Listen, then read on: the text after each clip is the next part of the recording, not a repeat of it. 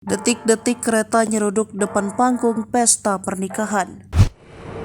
Viral video memperlihatkan momen tak biasa terjadi di tengah acara pernikahan di Cilacap, Jawa Tengah. Saat acara resepsi pernikahan digelar, tiba-tiba sebuah kereta api melintas. Momen tak biasa ini sontak mencuri perhatian para tamu undangan.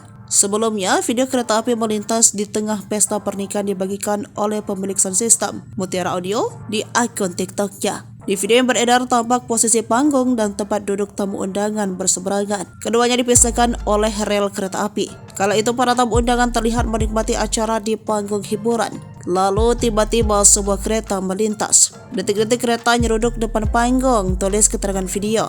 Tampak kereta api PT KAI Ketal Pertamina yang membawa angkutan bahan bakar minyak melintas di tengah acara pernikahan tersebut. Menariknya, petugas KAI yang berada di kereta juga terlihat berjoget. Video kereta api melintas di tengah acara resepsi ini sontak mengundang berbagai macam komentar dari para warganet.